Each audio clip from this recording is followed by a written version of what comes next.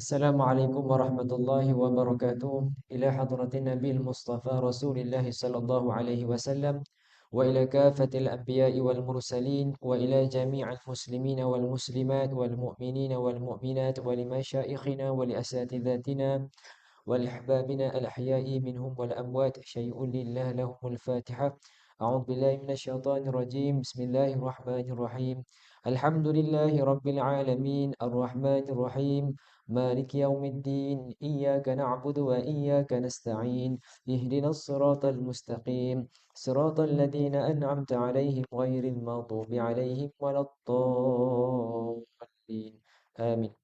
الحمد لله رب العالمين وبه نستعين والصلاة والسلام على سيدنا رسول الله وعلى آله وصحبه أجمعين. اللهم علمنا ما جهلنا، اللهم علمنا ما ينفعنا وانفعنا بما علمتنا. ربنا زدنا علما وارزقنا فهما. رب اشرح لي صدري ويسر لي أمري واحلل عقدة من لساني يفقه قولي. أما بعد. Yang dimuliakan, yang diraikan, yang dihargai pengurusi dan seluruh jawatan kuasa pengurusan Surau Al-Muhsinin, seterusnya jamaah muslimin dan muslimat yang dirahmati Allah sekalian. Mudah-mudahan kita sentiasa mendapat rahmat Allah Ta'ala, dan insya-Allah pada waktu yang mulia ini kita sedang menunggu waktu zuhur, dan kita isi masa menunggu ini dengan majlis baca hadis-hadis Nabi sallallahu alaihi wasallam untuk dijadikan panduan dalam kehidupan kita. Baik, muslimin dan muslimat yang dirahmati Allah sekalian, kita masih lagi dalam membincangkan kitab 40 hadis penawar hati, yang mana telah kita sampai pada hadis yang ke-31 pada pertemuan yang lalu, dan insya-Allah kita akan teruskan pada hari ini dengan 3 buah hadis yang berikutnya sampai ke hadis yang ke-34, dan insya-Allah berbaki lagi 8 buah hadis. Mudah-mudahan kita dapat mengkhatamkan bacaan kitab hadis ini, dan jika diizinkan oleh Allah Ta'ala, kita akan mula membincangkan topik yang baru pada pertemuan-pertemuan yang akan datang. Baik, muslimin dan muslimat yang dirahmati Allah sekalian, kita minggu ini kita ada cuti umum.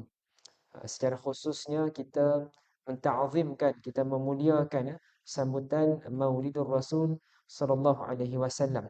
Baik, jadi kita memandang dengan lebih jauh, kita memandang dengan gambaran yang lebih besar. Sebenarnya kecintaan kita kepada Nabi sallallahu alaihi wasallam ini wajar sentiasa dihidupkan. Dia bukannya setahun sekali sahaja, tidak. Bahkan kita sentiasa menghayati, kita sentiasa menghidupkan perasaan cinta kepada Rasulullah sallallahu alaihi wasallam itu sepanjang hayat kita. Dia tidak bermusim. Baik. Firman Allah Subhanahu wa taala yang mengingatkan kepada kita bagaimana peranan Nabi kita ini sangat mustahak dalam kehidupan kita. Kita nak sampai kepada Allah Subhanahu wa taala, nak sampai kepada cinta Allah Subhanahu wa taala, nak selamat dunia dan akhirat, nak bahagia dunia dan akhirat. Mahu ataupun tidak, memang kena ikut jalan Nabi sallallahu alaihi wasallam. Qul in kuntum tuhibbunallah fattabi'uni yuhibbukumullah wa yaghfir lakum dhunubakum. Katakanlah wahai Muhammad, jika kalian cintakan Allah Taala, maka ikutilah aku. Yakni ikutlah cara Nabi sallallahu alaihi wasallam, dan Allah Taala akan mencintai kalian dan mengampunkan dosa-dosa kalian. Baik, itu adalah gambaran umum yang mana kita kena buktikan dengan amalan kita. Dan kita menghadiri majlis-majlis ilmu yang dibacakan hadis-hadis Nabi sallallahu alaihi wasallam.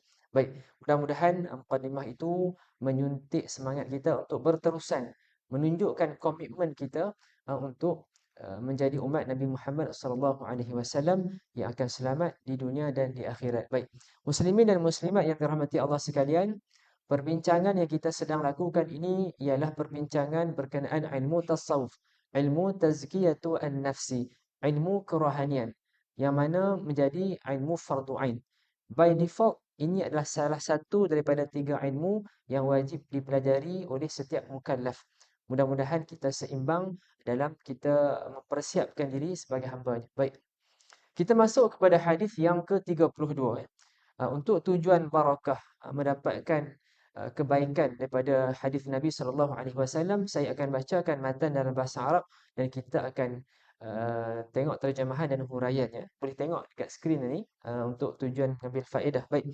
An Amrin ibn Auf Al-Ansari radhiyallahu anhu anna Rasulullah sallallahu alaihi wasallam ba'atha Aba Ubaidah ibn Al-Jarrah radhiyallahu anhu ila Al-Bahrain ya'ti بجزيتها فقدم بمال من البحرين فسمعت الأنصار بقدوم أبي عبيدة فوافوا صلاة الفجر مع رسول الله صلى الله عليه وسلم فلما صلى رسول الله صلى الله عليه وسلم انصرف فتعرضوا له فتبسم رسول الله صلى الله عليه وسلم حين رآهم ثم قال أظنكم سمعتم أن أبا عبيدة قدم بشيء من البحرين فقالوا أجل يا رسول الله فقال أبشروا وأملوا ما يسركم فوالله ما الفقر أخشى عليكم ولكني أخشى أن تبسط الدنيا عليكم كما بسطت على من كان قبلكم فتنافسوها كما تنافسوها فتهلككم كما أهلكتهم muttafaqun alaih. Baik, sebagaimana yang kita muatkan dalam paparan skrin, inilah takhrij hadis tersebut yang mana dikeluarkan oleh Imam Al-Bukhari, Imam Muslim, Imam Tirmizi, Imam Ibnu Majah dan juga Imam Ahmad. Baik, dan hadis ini muttafaqun alaih, disepakati oleh kedua-dua Imam Bukhari dan Imam Muslim. Baik, mari kita hayati apakah terjemahan daripada hadis ini. Baik, Nabi SAW bimbang dengan kekayaan umatnya.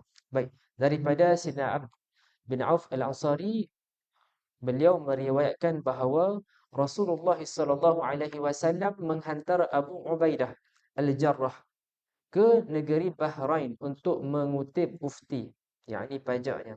Kemudian pada satu malam datanglah dia, yakni Sayyidina Abu Ubaidah, membawa harta daripada Bahrain. Kaum Ansar mendengar akan kedatangan Abu Ubaidah tadi. Lalu banyak dalam kalangan mereka yang bersolat subuh bersama dengan Nabi SAW. Setelah Rasulullah SAW selesai bersolat, baginda terus pulang ke rumah. Maka banyak orang pergi menuju ke rumah baginda SAW untuk menemuinya. Rasulullah SAW lalu keluar dari rumahnya sambil tersenyum melihat tindakan sahabat-sahabatnya seraya bersabda, barangkali kamu semua mendengar kedatangan Abu Ubaidah malam tadi membawa sesuatu dari Bahrain. Mereka menjawab, benar ya Rasulullah. Baginda SAW selanjutnya bersabda, ya, bergembiralah kamu semua dan bolehlah kamu mengharapkan sesuatu yang menyeronokkan kamu. Demi Allah, aku tidak bimbang kalau kamu berhadapan dengan kefakiran. Tetapi yang sangat aku bimbangkan apabila kamu berhadapan dengan kekayaan. Ini concern yang Nabi tunjukkan, ya. Baik. Apabila dunia telah diluaskan bagi kamu sekalian, seperti mana pernah diluaskan kepada umat-umat sebelum kamu, kemudian kamu akan berebut-rebut seperti mana mereka juga berebut-rebut. Maka akibatnya dunia itu akan membinasakan kamu seperti mana ia telah membinasakan mereka terlebih dahulu. Baik. Jadi rangkumannya daripada hadis ini, bagaimana Nabi mengutuskan Sayyidina Abu Ubaidah Al-Jarrah bin Al-Jarrah ke negeri Bahrain untuk mengutip pajak, mengutip mufti. Dan pada malam ketibaannya itu, para sahabat tahu Sayyidina Abu Ubaidah tiba, maka mereka pun keesokannya solat bersama dengan Nabi. Dan Nabi tahu tindak tanduk para sahabat, dan Nabi bertanyakan pada keesokan harinya itu, dan concern yang ditunjukkan oleh Nabi, Nabi menyatakan Nabi tak risau kalau umatnya berhadapan dengan kesusahan, kefakiran. Tapi apa yang Nabi risaukan ialah apabila umatnya berhadapan dengan kekayaan, dengan kemewahan.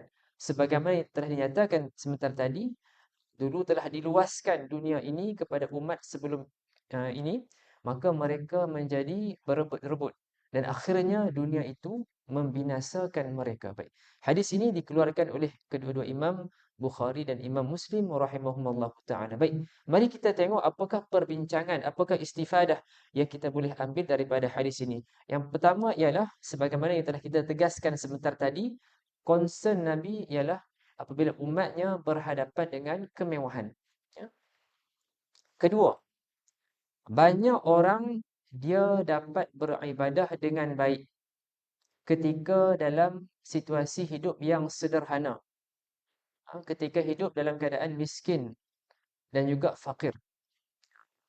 Kerana ketika itu mereka tidak disibukkan dengan pelbagai urusan yang melibatkan harta. Fikiran mereka tidak bercabang-cabang. Jadi mereka boleh tumpukan masa, tenaga, fokus untuk ibadah kepada Allah Subhanahu wa taala.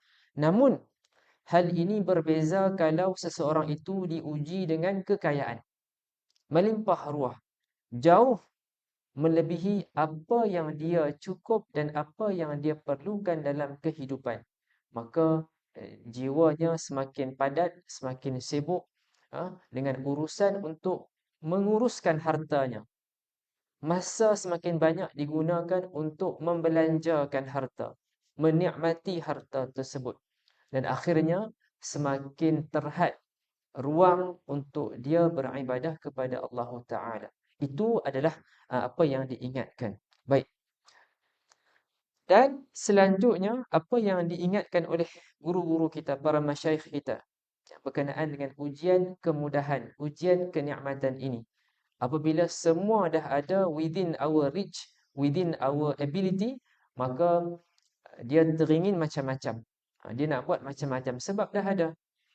Dia ada wang untuk beli itu dan ini. Dia ada wang untuk travel ke sana dan ke sini. Jadi dia rasa dia boleh buat macam-macam. Dan di sinilah yang akan datangnya ujian. Kalau kuat, kalau masih lagi istiqamah, berada pada jalan syariah, insya-Allah akan selamat. Tetapi yang kita risaukan, kalau tergelincir dan terhanyut melakukan perkara-perkara yang tidak diridai oleh Allah Ta'ala.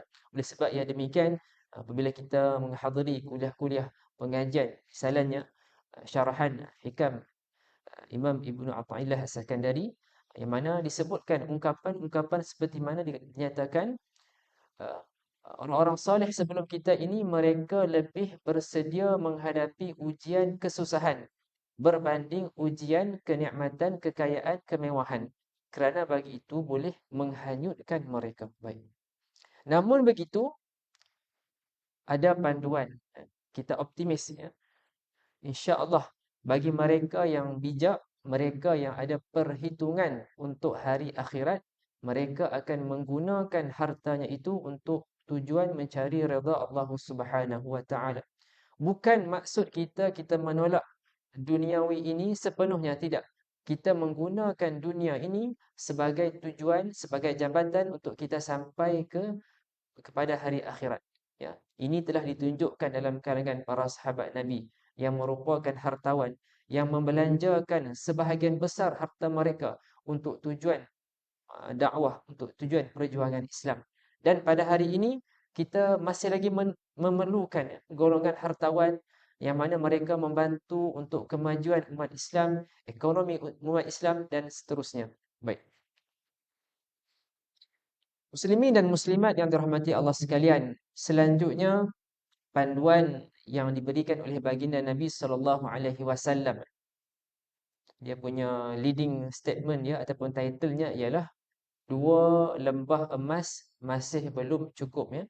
Baik, hadis ini dikeluarkan oleh Al-Imam Al-Bukhari rahimahullahu taala yang mengingatkan kepada kita, law anna libni adam wadiyan min dhahab ahabba an yakuna lahu wadiyan walan yamla'a fahu illa turab. Andai sesungguhnya manusia itu mempunyai satu lembah emas. Dia dah ada satu lembah emas. Mereka suka untuk mendapatkan dua buah lembah emas. Sedangkan mulut mereka nanti hanya akan dipenuhi dengan tanah sahaja. Inilah peringatan yang diberikan oleh baginda Nabi kita. Memang tak akan cukup Kalau kita nak ikut nafsu, nak ikut keinginan kita ini, sampai bila pun takkan habis. Dah ada satu lembah emas, nak lagi dua. Dulu masa mula kerja, tak ada gaji lagi, baru habis mengaji, baru habis graduate, dalam menunggu panggilan kerja masa tu, tak ada lagi kenderaan, naik public transport. Lepas tu ada pendapatan, mula membeli misalnya motosikal ataupun kereta, kemudian rezeki bertambah, tambah itu tambah ini, kereta pun semakin bertambah, grade gaji semakin canggih keretanya, rumah pun sama, daripada rumah bertingkat, rumah yang lebih mewah dan seumpamanya. Dan benda ini akan berterusan. Kalau kita nak ikut keinginan nafsu kita ini, memang tak ada penghujungnya. Sebagaimana telah dizahirkan dalam hadis ini, dah ada satu lembah emas, masih lagi rasa tak cukup, nak dapatkan dua. Dan Masyayikh Al-Azhar kita mengingatkan, nafsu ini, kalau kita nak buat analogi, dia seperti mana seorang budak yang menyusu. Kalau kita biarkan budak itu tak putus susu sampai ke besar, dia akan menyusu badan. Maka kitalah yang kena menguruskan dan menghentikan daripada dia terus menyusu. Begitulah nafsu kita ini, ya, wajar diuruskan dengan sebaik-baiknya. Mudah-mudahan Allah Taala membantu kita untuk kuat menguruskan nafsu, menggunakan dengan cara yang bijak. Baik. Muslimin dan muslimat yang dirahmati Allah sekalian, tadi telah kita sebutkan Nabi bimbang kalau umatnya hanyut dalam kekayaan duniawi, dalam kemewahan duniawi. Dan kita juga menyebutkan hadis sebentar tadi tentang dua lembah emas pun masih lagi belum mencukupi. Baik. Berikutnya, kita akan tengok apa yang Nabi ingatkan kepada kita. Apakah harta yang sebenarnya harta kita? Iaitulah tiga ini.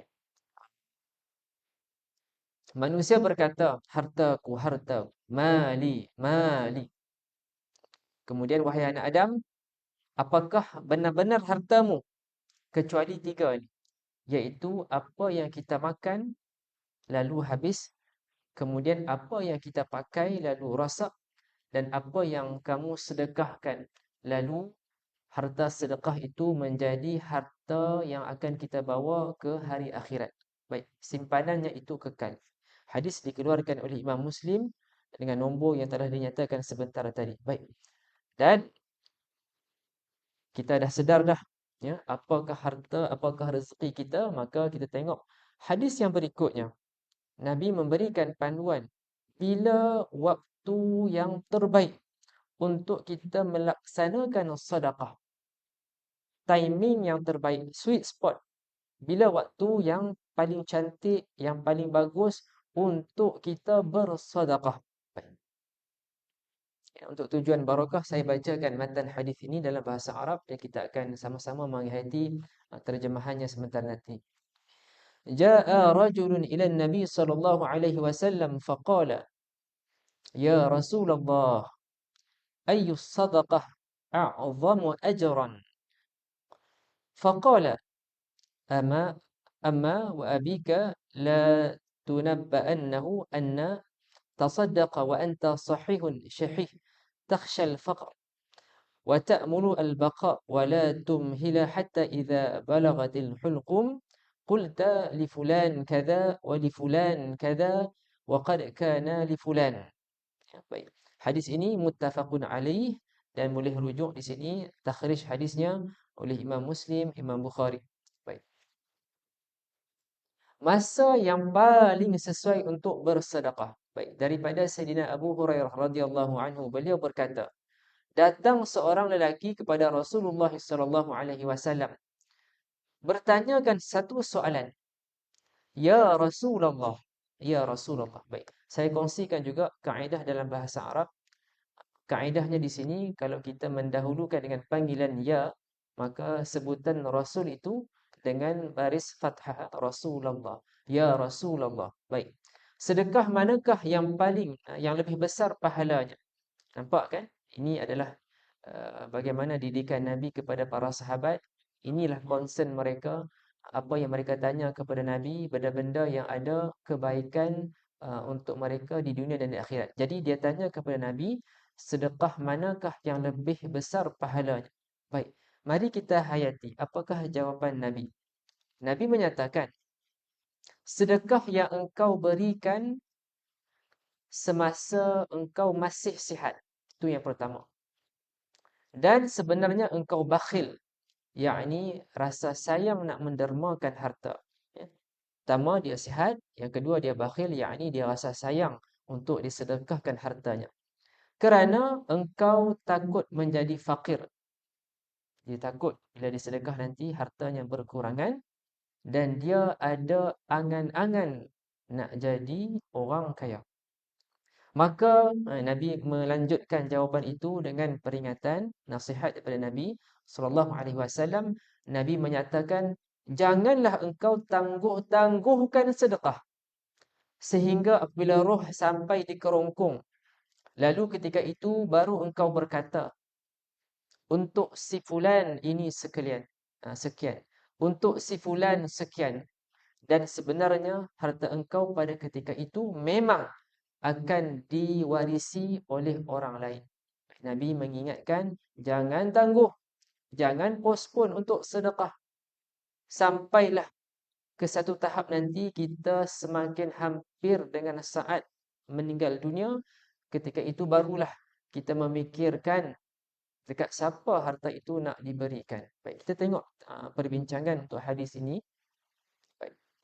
Yang pertama ialah mengeluarkan harta untuk derma adalah sesuatu yang mencabar. Melainkan, ada dua pengecualian. Yang pertama ialah pengeluaran harta yang berbentuk wajib. Dia amalan-amalan yang wajib ini memang kena buat, dan bahkan kalau kita tunjukkan kepada orang lain pun tidak ada masalah. InsyaAllah ibadah-ibadah yang wajib ini tidak kita khawatir riak, sebab semua orang kena buat. Memang itu baseline kepada semua orang.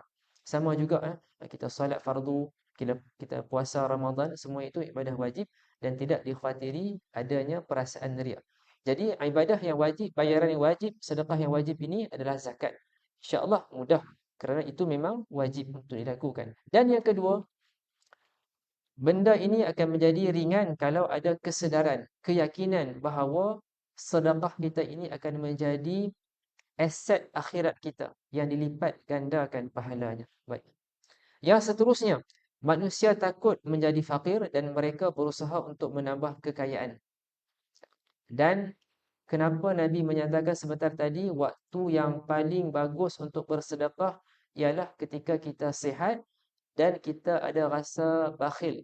Dan kita takut jadi fakir dan kita berangan-angan menjadi kaya. Kerana semasa inilah kita sedang bertarung dengan hasutan syaitan, dengan godaan nafsu. Pertarungan ini yang sengit. Kadang-kadang kita terpaksa kemukakan justification. Saya buat satu contoh yang mungkin simple. Saya tujukan kepada diri saya sendiri. Ya. Mungkin kita ada wang sebanyak RM15. Ada dua pilihan.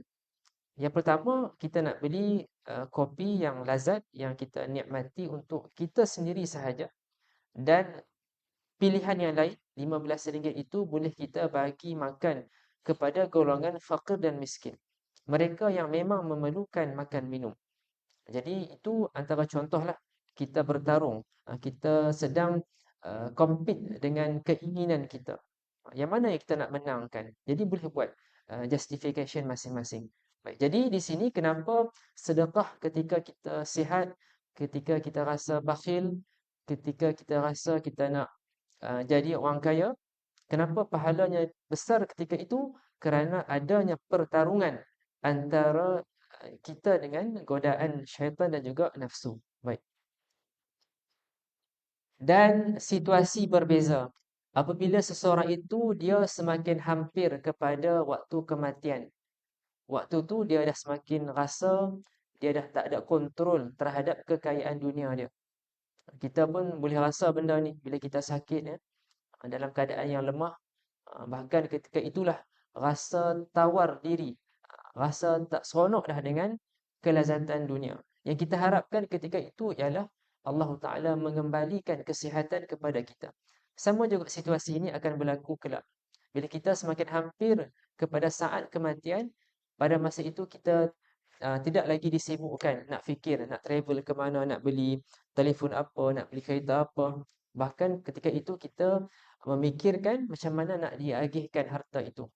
Baik, panduan tentang pewarisan harta ini, kalau kita nak wasiatkan kepada bukan ahli waris, maksimum ialah 1/3.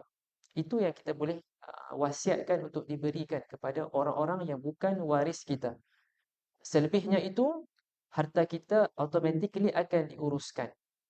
Pengurusan harta selepas kita mati, yang pertama ialah digunakan untuk menguruskan jenazah kita. Ya.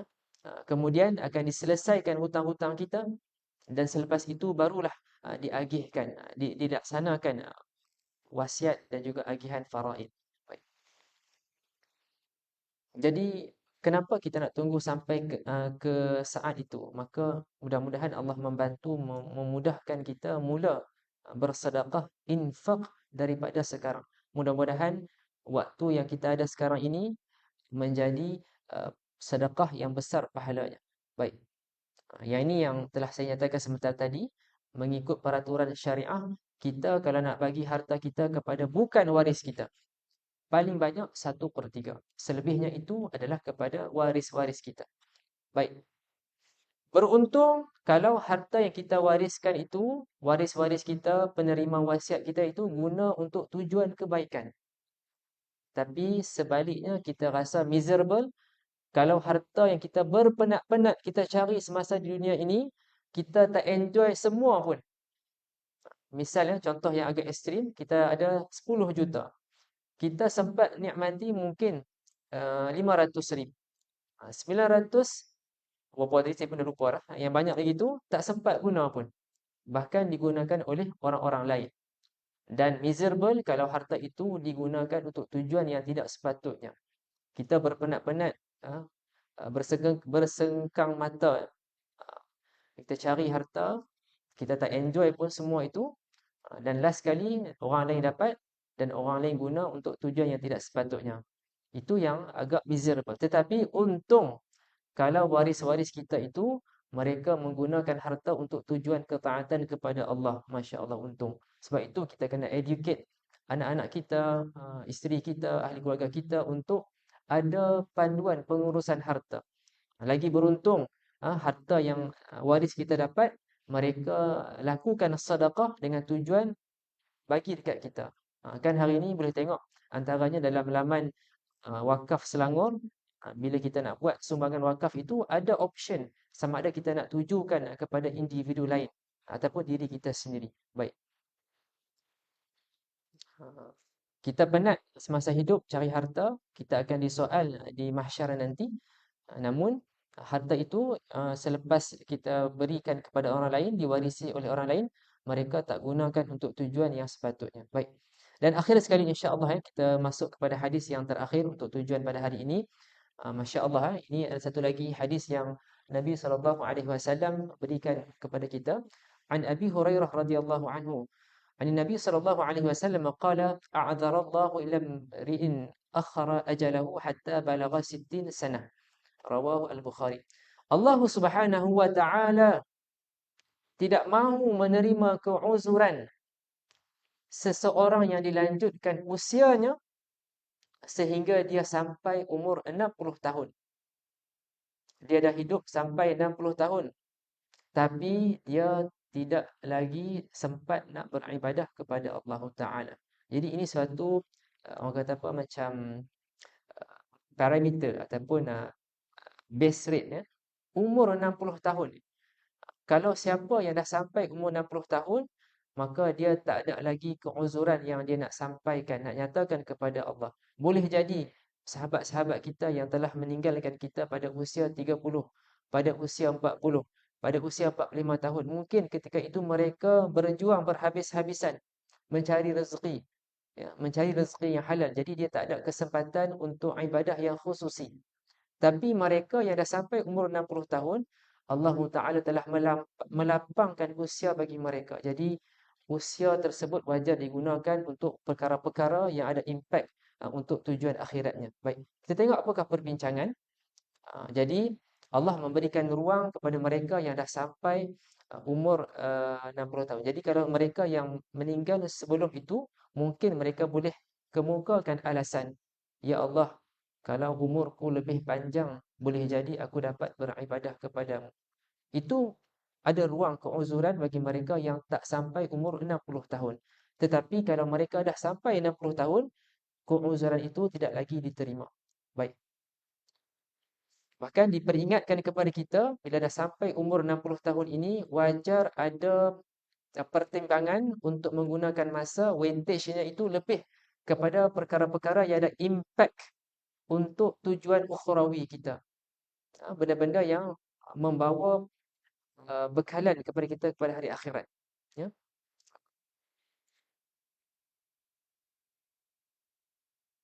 Secara adatnya, usia itu wajar digunakan sebaik-baiknya sebelum ajal tiba.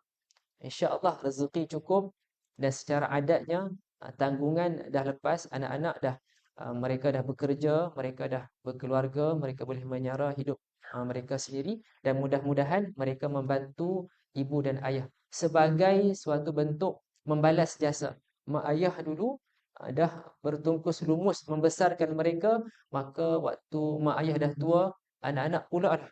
Anak-anak pula lah yang akan membalas jasa, menghulurkan nafkah kepada ibu dan ayah. Dan ini juga suatu tanbih, suatu peringatan kepada kita. Mudah-mudahan ya, kita sentiasa mendoakan ibu ayah kita.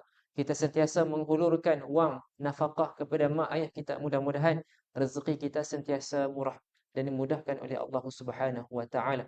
Baik. Muslimin dan muslimat yang dirahmati Allah sekalian, di sini kita menyenaraikan umur-umur berdasarkan catatan yang dikemukakan. Kita tengok, kita mulakan dengan baginda Nabi sallallahu alaihi wasallam. Usia baginda Nabi kita 63 tahun, Sayyidina Abu Bakar 60 tahun, Sayyidina Umar diberikan range 60 sampai 61, Sayyidina Uthman 80 sampai 83, Sayyidina Ali 60, Imam Abu Hanifah 70, Imam Malik bin Anas 86, Imam Asy-Syafi'i 54, Imam Ahmad bin Hanbal 77, dan Imam Al-Ghazali 52, 53, dan Imam An-Nawawi 45 tahun. Jadi ini adalah insan-insan hebat. Dan kita tengok, inilah faktanya, usia mereka. Dan Masya Allah, kita tengok Imam An-Nawawi. Misalnya Imam An-Nawawi, beliau tidak berkeluarga. Pernah diungkapkan, dikatakan, Imam An-Nawawi ini tidak ada zuriat yang mendoakan baginya. Tidak ada anak cucu yang mendoakan untuknya. Tetapi Imam An-Nawawi ada umat Islam yang sentiasa mendoakan untuknya. 45 tahun Imam An-Nawawi ini penuh dengan barakah, kebaikan. Banyak kitab yang ditulis Imam An-Nawawi. Jadi ini insya-Allah mudah-mudahan menjadi dorongan yang kuat kepada kita untuk semakin meneliti macam mana perancangan masa kita ini. Adakah masa kita ini masa yang penuh dengan perkara-perkara yang impactful dunia dan akhirat. Kan kita di tempat kerja kita dalam sebarang pertimbangan projek yang kita buat, decision yang kita nak buat, investment yang kita akan buat, kita akan teliti segenap aspek. Ada tak return yang menguntungkan? Macam kami di bahagian exploration, kita akan ada penilaian minimum economic field size. Kalau cukup, maka kita akan proceed. Kalau tak, kita tak akan continue. Sebab dia cost itu lagi besar daripada pendapatan yang akan kita terima. Sama juga likewise, kita kena memikirkan dalam setiap kehidupan kita ini, adakah tindakan yang kita lakukan itu berimpak tinggi dan akan membawa kepada keuntungan di dunia dan di akhirat. Baik, muslimin dan muslimat yang dirahmati Allah sekalian, saya menggunakan kesempatan sekarang ini juga saya untuk memaklumkan sekarang ini Syekh Abdul Aziz Asy-Syahawi dalam jaulah rihlahnya ke Malaysia, bermula di Pahang, kemudian ke Terengganu, kemudian ke Kelantan, dan insya-Allah sebelum beliau kembali ke Mesir akan mengajar di Putrajaya. Jadi saya memaklumkan di sini, mudah-mudahan kita jika ada kesempatan boleh hadir, kerana beliau diberikan gelaran sebagai Syekh Masyayikh Syafi'iyah, ketua bagi para ulama mazhab Asy-Syafi'i di Mesir. Baik. Jadi sekarang ni kalau tak silap saya di Terengganu dan kemudian akan di Kelantan. Cumanya di sini ada dua tarikh, boleh tengok di Nashrul Quran di Putrajaya ada 3 hari sebelum beliau kembali ke Mesir. Boleh kita rebut peluang ini pada hari Jumaat 4 September pada waktu malamnya ada sesi dengan tajuk keredaan Allah Taala. Dan pada hari Sabtu dan Ahad pagi sampai petang 9:30 pagi pada hari Sabtu dan hari Ahad juga 9:30 pagi tentang adab dan manaqib Imam Syafi'i. Jadi insya-Allah kita berkempen, kita mewar-warkan, kita mengajak masyarakat untuk dekat dengan para ulama. Inilah tradisi yang kita nak bawa. Kita ambil ilmu itu daripada para ahlinya. Bukannya kita kutip daripada influencer-influencer yang kita pun tak tahu susur galur pengajian mereka macam mana. Jadi kita kena utamakan daripada sumber-sumber yang berautoriti. Dan mudah-mudahan dengan keikhlasan kita menghadiri majlis ilmu dengan para ulama, dia akan menjadi suatu bentuk futuh pembukaan kepada kita. Mana tahu dengan barakah majlis ilmu itu, kita semakin ikhlas, semakin memahami agama ini dan semakin membaiki diri kita insya-Allah. Jadi muslimin dan muslimat yang dirahmati Allah sekalian, kita buat recap secara ringkas. Tadi telah kita bacakan hadis Nabi bimbang kalau umatnya menjadi mewah, nanti hanyut, sibuk berebut harta. Pernah disebutkan kepada kawan-kawan yang terlibat dalam orang kata apa macam kerja-kerja amal Islami, NGO, dia program-program pun tak mewah. Bahkan kena keluar belanja. Cuba bayangkan kalau kerja-kerja Islami ini mewah. Jadi dia punya orientation tu akan berubah. Orang mai bukan sebab nak dapatkan ilmu, tetapi sibuk nak dapatkan agihan harta, kemewahan. Baik. Yang berikutnya, Nabi telah ingatkan, nafsu kita ini memang tak akan cukup. Sentiasa minta lebih. Kalau dah ada 1 lembah emas, dia akan minta lagi 2. Takkan habis. Kemudian rezeki kita, yang betul-betul rezeki kita ini Nabi ingatkan ada 3. Apa yang kita makan, apa yang kita pakai dan apa yang kita sedekahkan sebagai bekalan akhirat kita. Dan kita telah nyatakan sebentar tadi hadis Nabi beritahu bila waktu yang paling baik, paling bagus untuk kita sedekah, iaitulah ketika kita sihat, ketika kita ada rasa bakhil, kita tak mau harta kita berkurangan dan kita berangan-angan kita nak jadi kaya. Waktu itulah yang terbaik untuk kita bersedekah. Dan kita akhiri sebentar tadi Nabi beritahu Allah Taala tidak lagi menerima alasan kepada sesiapa yang dah sampai umur 60 tahun tapi dia masih lagi tak mau beribadah kepada Allah Taala. Baik. Jadi setakat itu sahaja hadis ini. Bila umur 60 tahun kalau dia masih lagi tak mau beribadah, maka alasan itu tak akan lagi diterima oleh Allah Taala. Jadi stop for a while. Kita lah ni umur berapa? 20, 40, 60. Maka kita gauge dan kita plan our time accordingly. InsyaAllah kita akan berjumpa lagi pada pertemuan akan datang. Saya mohon maaf atas salah dan silap. InsyaAllah hadza wabillahi taufiq wal hidayah. Wassalamualaikum warahmatullahi wabarakatuh.